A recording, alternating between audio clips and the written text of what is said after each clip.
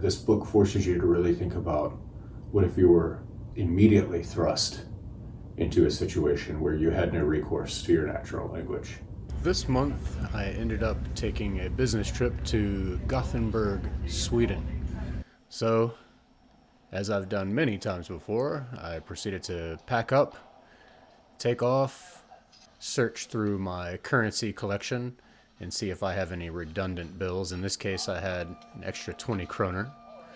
Next thing you know, I'm on a plane, and I'm reading my Swedish book I took with me, Aednan by Linnea Axelsson. And finally, land in Germany, go to the Lufthansa lounge for some breakfast and coffee. You know, typical German breakfast, beans and sausage. Then, sit at the gate for my final flight, arrive in Landvetter Airport outside Gothenburg, get welcomed by the enormous display telling you that Volvo is here in this land. Next thing you know, I'm walking around on Kungsgatan, finding bookstores, and this was the first one I went into, and immediately I was delighted to see they had a front table set up for the recent Nobel Prize winner, Laszlo Krasna-Horkai. Then I had to immediately go to the espresso house and get a classic Swedish kanelbulle, which translates to the, kind of perfunctory cinnamon roll, but it's so much better than what we know of. Then I went to sort of a chain bookstore, walked around, ended up at another place that I was told about where there was a used bookstore right here called Less is More. Nice play on words. Less is more, because less means reading or to read. So less is more, a pun on the Swedish word, taking on the properties also of the English idiom, but also the fact that it was used, so you're paying less for the book. Finally got checked into my tidy little nook of a hotel room there at the Riverton, and a pretty nice view of this building. From the 12th floor, they had this bar and lounge and restaurant called The View, where you can really take in views of the river. As Gothenburg is on the west coast of Sweden, it's fed directly by the sea. And then on the other side, you can see all these classic rooftops of Gothenburg. Not to mention the gloomy, overcast weather. Here we are looking out towards the sea and the outside of the Riverton Hotel with the view up there at the top. Hello, I'm here in Gothenburg, Sweden, and it has been quite a long journey to get here. I am severely jet lagged, but I did finish Aednan, an epic by Linnea Axelsson and translated by Saskia Vogel. And it's really neat to be here in the land of Sweden talking about this book. So I'm just going to share a few thoughts. First of all, it is a novel in verse. There is lots of white space on the pages. This is pretty much representative of every single page. Very, very stark. And what I like about it is that the scant, restrictive, sparse black words on the page is very much like the migration herd of the Sami people and their reindeer on a vast white tundra of the page.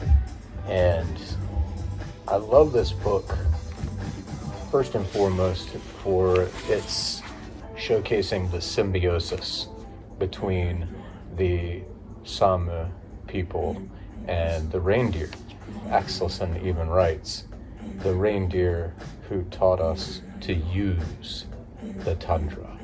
At another point, it says, carrying along this animal body in remade parts, nourishment, garments, products, tools.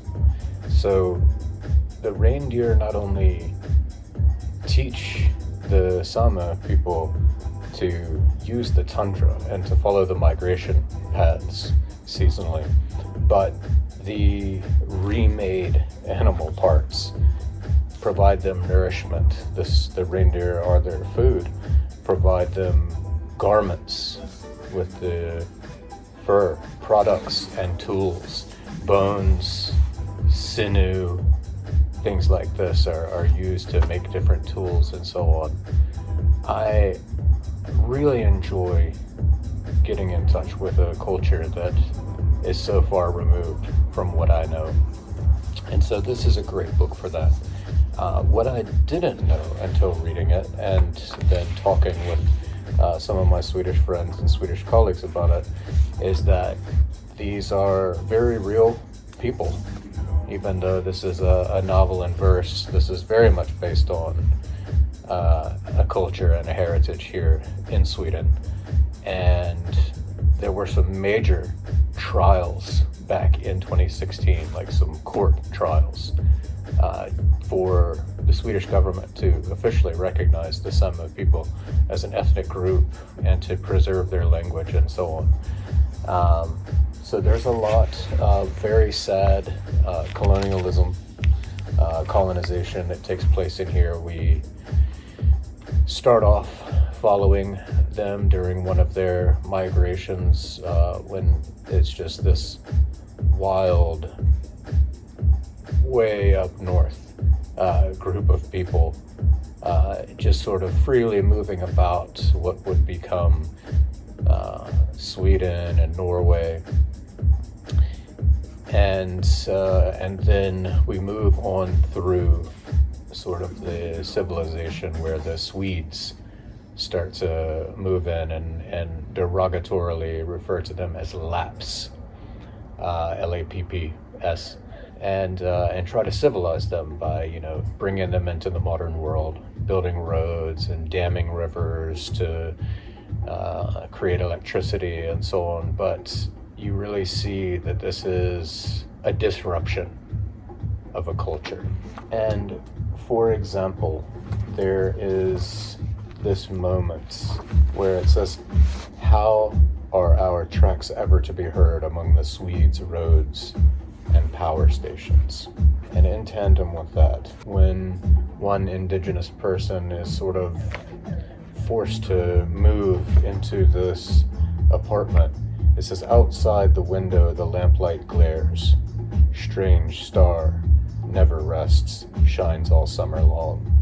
So to her, this lamp is this strange star that exhibits unusual behavior.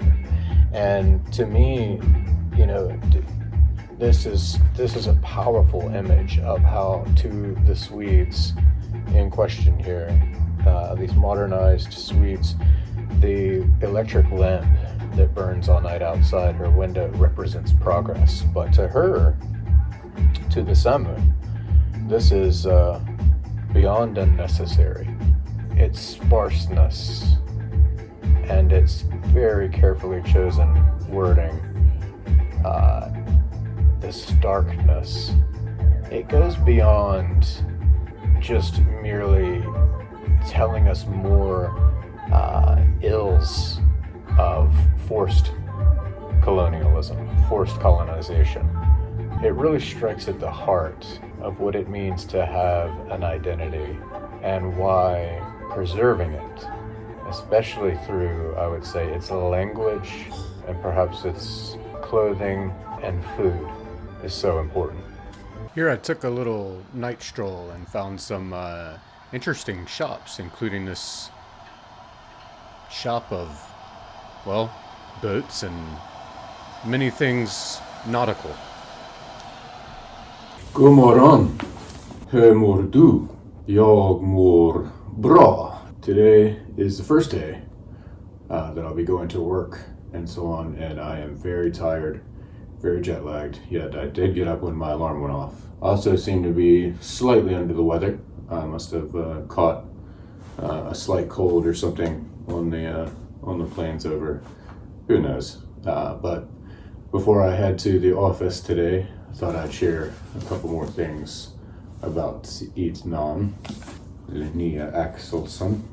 I talked yesterday about the symbiosis between the people, the Sami people, and the reindeer, and the words on the page and so on, and some of the historical stuff. But today I thought maybe I would just highlight a couple of the more poetic bits that don't even need context, really. I mean, certainly in the context they hit harder, but they can be used as pointers or appetizers for the book. So I'll just read through a few of them this morning. That spring, my longing tasted of rainwater.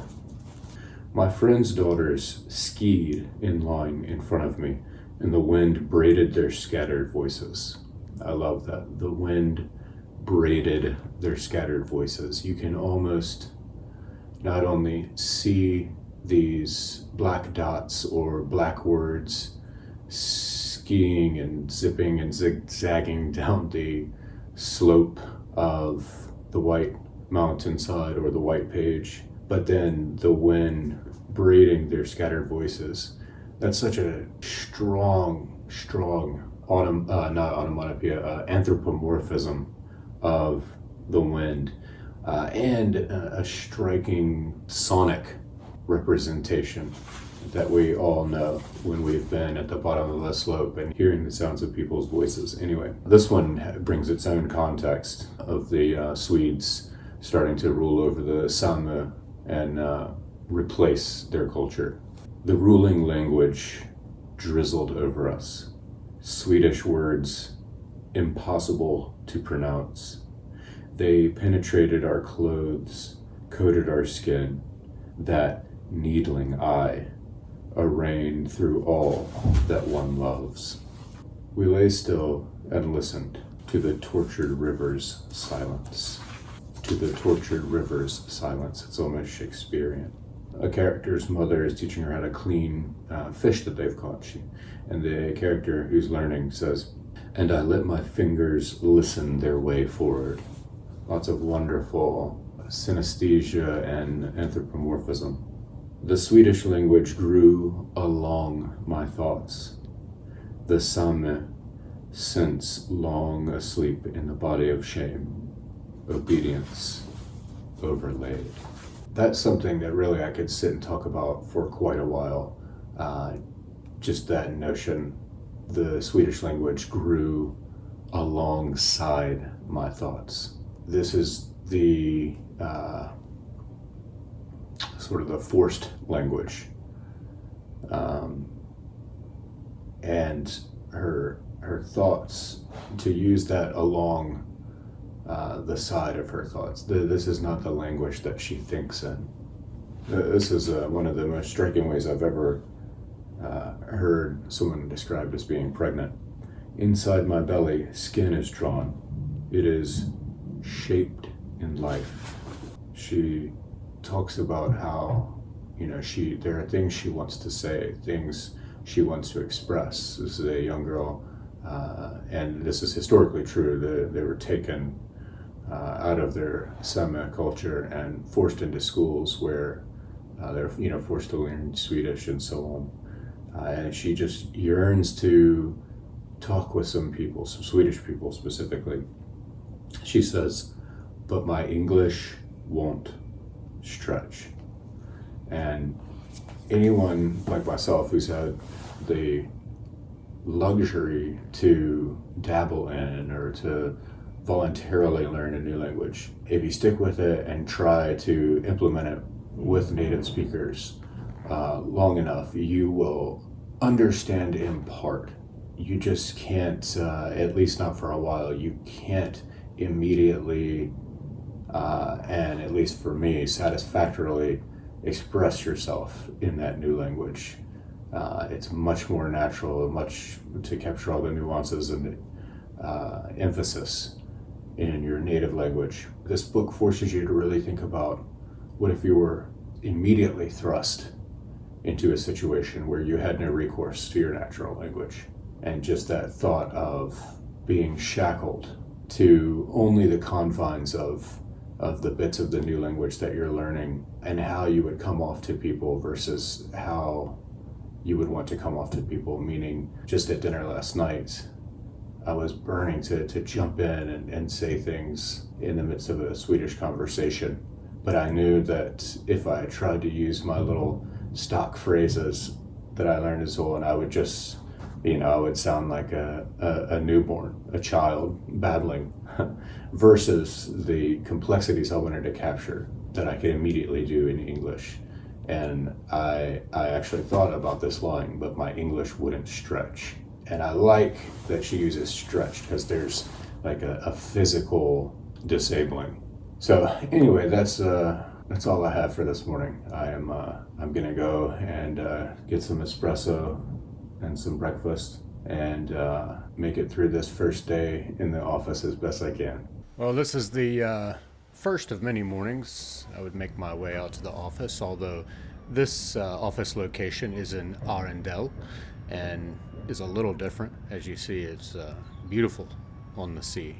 That night, I was able to take off for more bookstores, including this big chain bookstore, but then also just walk around the streets of Gothenburg, including here on the famous avenue, which runs all through it and over many different bridges, with the public transportation system going in the middle. Here we are looking up the avenue all the way to the famous statue of Poseidon and the art museum, which is directly behind it.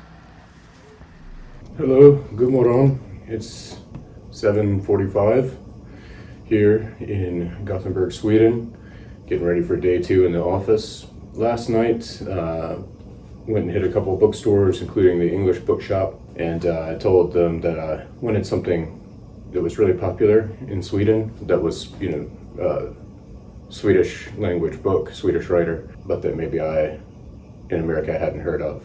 And they recommended this one. This is The Colony by Annika Norlin.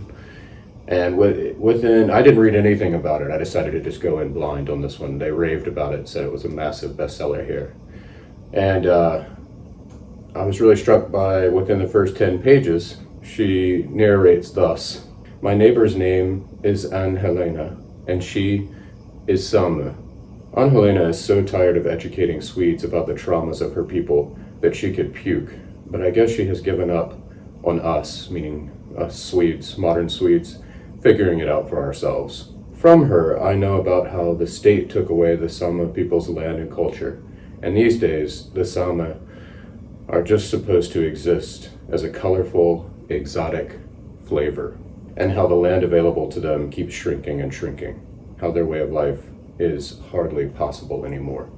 So, of course, we see the direct and immediate connection to Linnea Axelsson's book, Aednan. Furthermore, about 2 pages later, Ann-Helena showed me an interview with a psychiatrist. The psychiatrist had been asked when the world's struggle with burnout began, meaning like burnout from working too hard, which is a major theme of the book so far, with the main character just being this driven, independent, hard-working woman who's suddenly just burning out with the ways of modern society. And the psychiatrist responded, when the light bulb was invented. Because from that moment on, people could work even when it was dark. Before, the world had sent a clear message. Now it's light, so you should work. Now it's dark, so you should rest. And I just thought that was a really interesting metaphorical connection to Aednan when the character refers to the lamp outside her window as that strange star that never sleeps. And just that intrusion of artificiality, electricity, progress, human invention over and into nature that seems like progress, but actually could be causing ills. That if we just follow the light and the dark of the natural world and get in those rhythms instead of these rhythms that we force upon ourselves, we could achieve a much better, more balanced existence. So that's all I wanted to share this morning, because I thought it was just a really neat connection. And thank you to the good people at the English Bookshop on Kungsgatan here in Göteborg. Now, for the next few mornings, I would not go to that same building out in Arendelle, but I would go to Lindholmen, which was right across the river from our hotel. So I would go to Stenpiren and board a ferry to go over to Lindholmen, which was extremely nice. So for several mornings, I repeated the same beautiful trip to and from the office. Here's the enormous tower that just dominates Lindholmen. The Swedes call it the zipper, because it looks like a huge zipper. And here I am looking back out from inside the office where I would work for the day. Well, I would work mostly, but the Swedes always make time in the office for fika. Then, at the end of the day, I would get back on the ferry. It just goes back and forth across the river there, and make way to the hotel where I dropped my bags, and then set off for a 2.5 hour walk all around the city, where I went to many different bookstores, including this one to kick it off, which was amazing. An amazing selection. I got to look at many different books in many different languages all throughout this one, and then I made my way to this next one, which someone on Instagram told me about, Faust Antikvariat, and this was a real treat. Let's enjoy this little video clip where I just made my way into the labyrinth, and as you can see, it's just books everywhere. They've made such great use of the space, and I just love bookstores like this where there's just piles and piles, and I can get so easily disoriented. Then just a few blocks away from there, the Antiquaria. This had a lot of rare books and just a great ambiance inside. Yeah.